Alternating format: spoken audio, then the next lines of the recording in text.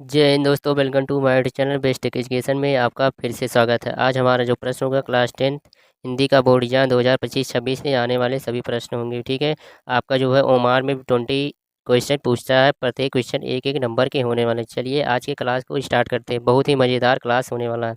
ठीक है, हमारा जो पहला प्रश्न दिया गया है, इस पीडीएफ का जो पहला प्रश्न दिया गया क्या है, रसखान किस काल के कवि हैं? रसखान किस काल के कवि? ऑप्शन दिएगा रीत काल, भक्ति काल, आदि काल और आधुनिक काल। हमारा जो सही आंसर हो जाएगा, रसखान जो है किस काल के कवि माने जाते हैं, तो हमारा जो सही आंसर हो जाएगा ऑप्शन नंबर बी हो जाएगा, भक्ति काल के रसखान कवि माने जाते हैं। ठीक है, रसखान जो है सगुण काव्यधारा के भक्ति काल कवि माने जाते हैं। ऑप्शन नंबर बी जो आपका हो जाएगा करेक्ट आंसर हो जाएगा। ठीक है, आगे चलते हैं। हमारा प्रश्न दिया गया है, प्रश्न नंबर 2 क्या है, साहर शाही लुधियानवी किस विधा के लिए प्रसिद्ध है? या क्या है, आपके एग्जाम में आने वाला न्यू प्रश्न है, सबसे नया प्रश्न आया हुआ है। ठीक है, तो ऐसे प्रश्न आपके बोर्ड एग्जाम में बहुत बन सकते हैं। ठीक है, ऐसे प्रश्नों को आप बहुत ही सावधानी से पढ़िए और उसका आंसर करिए। ठीक है, ऑप्शन में दिया गया कहानी, उपन्यास, गजल और निबंध, शायर शाही लुधियानवी किस विधा पर आधारित है? ठीक है, जो आपका सही आंसर हो जाएगा वह हो जाएगा ऑप्शन नंबर सी, क्या हो जाएगा, गजल।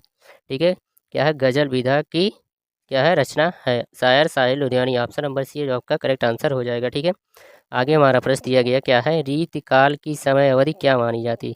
रीत काल की समय अवधि क्या मानी जाती? यह प्रश्न बहुत ही इंपॉर्टेंट होगा, यह प्रश्न आपके एग्जाम में 100% पूछा जाएगा। ठीक है, तो इसका जो सही आंसर होने वाला ऑप्शन दिया गया 743 से 1343 ईस्वी, 1343 से 1643, 1643 से 1843, 1843 से वर्तमान तक।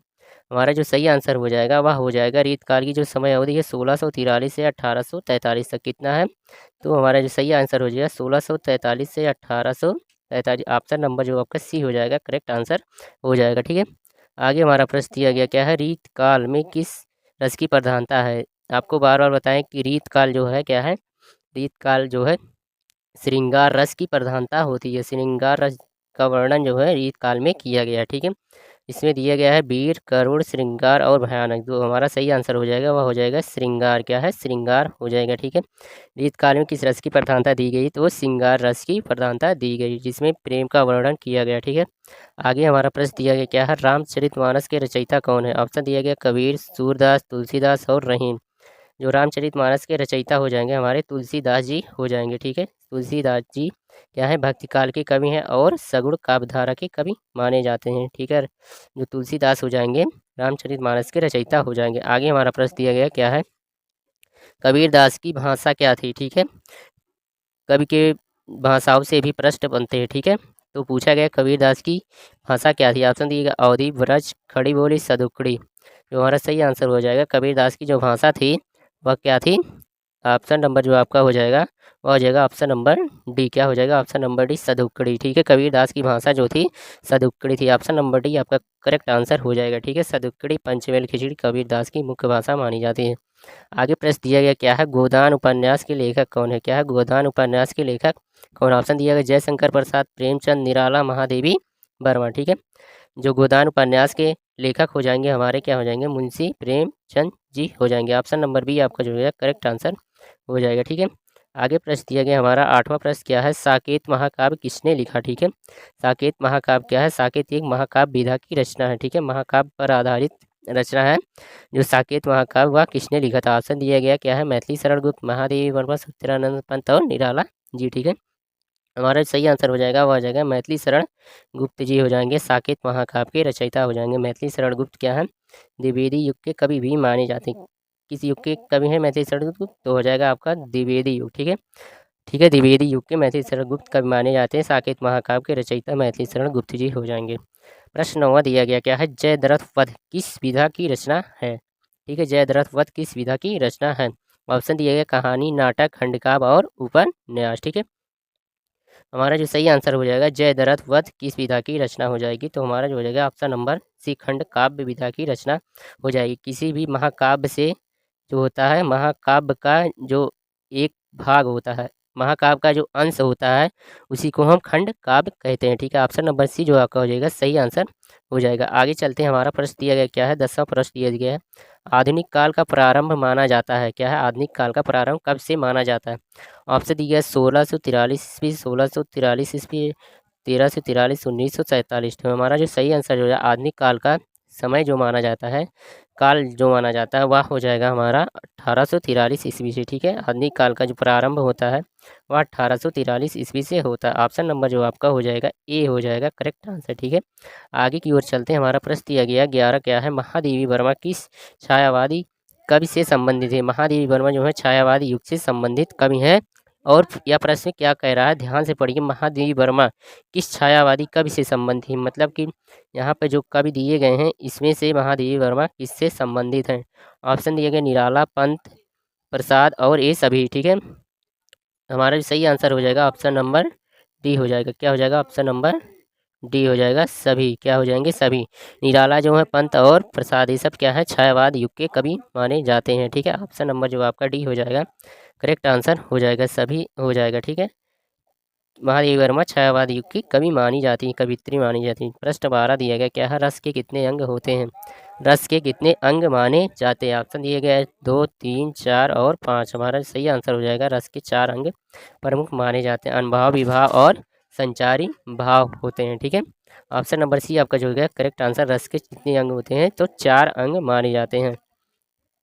आगे प्रश्न दिया गया हमारा क्या है, भारत भारती के रचयिता कौन है। क्या है, भारत भारती के रचयिता कौन। तो देखिए प्रेमचंद, मैथिली शरण गुप्त, हरिवंश राय बच्चन और निराला। ठीक है, हमारा जो सही आंसर हो जाएगा भारत भारती के रचयिता हो जाएंगे मैथिली शरण गुप्त जी हो जाएंगे। ठीक है, ऑप्शन नंबर आपका जो हो जाएगा बी सबसे करेक्ट आंसर होगा कि भारत भारती के रचयिता मैथिली शरण गुप्त जी ही होंगे। ठीक है, आगे चलते हैं। हमारा प्रश्न दिया क्या है, रीतकाल। क्या है, रीतकाल को और किस नाम से जाना जाता है। आप लोगों को बार बार बताया गया है क्या है, रीतकाल को और किस नाम से जाना जाता है। अलंकृत काल, श्रृंगार काल, ये सभी क्या है, रीतकाल के अन्य नाम है। ठीक है, हमारा सही आंसर हो जाएगा इसमें का दिया गया भक्ति काल, श्रृंगार काल, वीर काल और आधुनिक काल। हमारा सही आंसर हो जाएगा वह हो जाएगा श्रृंगार काल। ठीक, क्या रीतकाल को और किस नाम से जाना जाता है, तो हमारा सही आंसर हो जाए श्रृंगार काल। ठीक है, ऑप्शन नंबर आपका जो हो जाएगा बी करेक्ट आंसर हो जाएगा श्रृंगार काल। प्रश्न 15 कह रहा है हमारा, सूरदास किसके उपासक थे।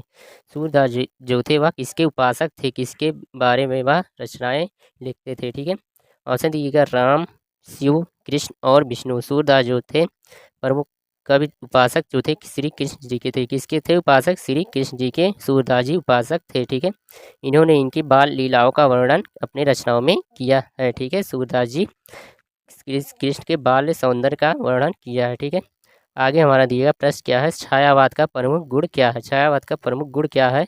ऑप्शन दिया यथार्थ, रहस्यवाद, नीति, उपदेश और हास्य। छायावाद की जो प्रमुख विशेषता है, गुण है, वह क्या हो जाएगा आपका ऑप्शन नंबर बी क्या हो जाएगा रहस्यवाद। ठीक है, छायावाद की युग की रचनाओं में आपको रहस्यमयी घटनाओं को देखने को मिलेगा। ठीक है, ऑप्शन नंबर बी आपका जो है करेक्ट आंसर हो जाएगा, रहस्यवाद घटनाएं देखने को मिल सकती हैं। ठीक है, आगे दिए गए हमारा नीरजा किस क्या है, नीरजा दिया गया हमारा क्या है प्रश्न में, नीरजा किसकी रचना है। ठीक है, नीरजा जो है किसकी रचना। ऑप्शन दिया सुभद्रा कुमारी चौहान, महादेवी वर्मा और सरोजिनी नायडू। यहाँ पर देखिए कुछ मिस प्रिंट है, 2 ऑप्शन दिया गया महादेवी वर्मा का, तो एक ऑप्शन आपका गलत हो जाएगा। तो नीरजा जो हो जाएगा हमारा किसकी रचना हो जाएगी, तो हमारा सही आंसर हो जाएगा महादेवी वर्मा जी हो जाएगा। ऑप्शन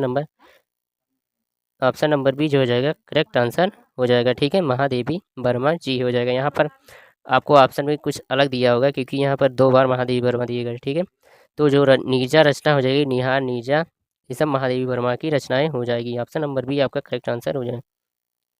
प्रश्न 18 हमारा दिया क्या है, भक्ति काल के प्रमुख कवि कौन है। क्या है, भक्ति काल के प्रमुख कवि कौन है। ऑप्शन दिया गया केशवदास, बिहारी कबीर और भारतेंदु हरिश्चंद्र जी। भारतेंदु हरिश्चंद्र जो भक्ति काल के प्रमुख कवि माने जाते हैं हमारे हो जाएंगे, कौन से हो जाएंगे, भक्ति काल के प्रमुख कवि हो जाएंगे कबीर। क्या हो जाएंगे, कबीर जी हो जाएंगे। ऑप्शन नंबर जो आपका सी हो जाएगा करेक्ट आंसर हो जाएगा। केशवदास जी हैं जो हैं या आधुनिक काल के कवि माने जाते हैं, और भारतेंदु युग के कवि माने जाते हैं। बिहारी जो है रीत काल के कवि माने जाते हैं। जो कबीर हो जाएंगे हमारे यही भक्ति काल के कवि होंगे। ठीक है, आगे चलते हैं। हमारा प्रश्न 19 दिया गया क्या है, दिया गया है खंड काव्य क्या होता है। खंड काव्य वास्तव में क्या होता है, खंड काव्य का मतलब।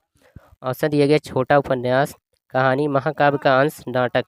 हमने पहले भी बताया था क्या है, अभी इसके थोड़ा पहले प्रश्न आया था, उसमें दिया गया था महाकाव्य क्या है। ठीक है, महाकाव्य किसकी रचना है। ठीक है, आइए देखते हैं इसमें क्या है, खंडकाव्य क्या होता है। जो होता है हमारा सही आंसर हो जाएगा, वो आ जाएगा खंडकाव्य एक महाकाव्य का अंश होता है। ठीक है, किसी भी महाकाव्य का एक अंश जो है वही क्या है, खंडकाव्य कहलाता है। खंडकाव्य क्या है, तो महाकाव्य का अंश हो जाएगा। ठीक है, महाकाव्य का अंश जो होगा, एक टुकड़ा भाग होगा, वही क्या हो जाएगा, खंडकाव्य हो जाएगा। ठीक है, आगे हमारा प्रश्न दिया गया है, प्रश्न 20 दिया गया है, रीतकाल में कविता का मुख्य उद्देश्य क्या है। रीतकाल में कविता का मुख्य उद्देश्य क्या था। ऑप्शन दिए गए, समाज सुधार, देश प्रेम, नारी शिक्षा और नायिका भेद वर्णन। जो रीतकाल की कविता की प्रमुख विशेषता थी वह क्या है, नायिका भेद वर्णन। ठीक है, नायक और नायिका का वर्णन किया जाता है रीतकाल के। रीतकाल को श्रृंगार काल भी कहा जाता है। क्या है, श्रृंगार काल भी कहा जाता है। ठीक है, श्रृंगार काल भी कहा जाता है। ठीक है, रति का जो अस्थाई भाव होता है श्रृंगार ही होता है। ठीक है, इस रीत काल से ही रति बना। ठीक है, रस जो है हमारा, श्रृंगार रस जो है रीत काल से ही उत्पत्ति हुई थी। ठीक है, इसमें नायक नायिका के भेद का वर्णन किया जाता है। ठीक है, ऑप्शन नंबर डी आपका करेक्ट आंसर हो जाएगा। ठीक है, तो आज के वीडियो को यहीं पर एंड करते हैं। हमारे ऐसे ही नए वीडियो पाने के लिए बेस्ट एजुकेशन यूट्यूब चैनल को जाकर आप सब्सक्राइब कर लीजिए और लाइक करना ना भूलें। लाइक करने से आपके हर वीडियो का नोटिफिकेशन फटाफट मिलता रहेगा और अपनी पढ़ाई को आप कंटिन्यू करते रहेंगे। मिलते हैं फिर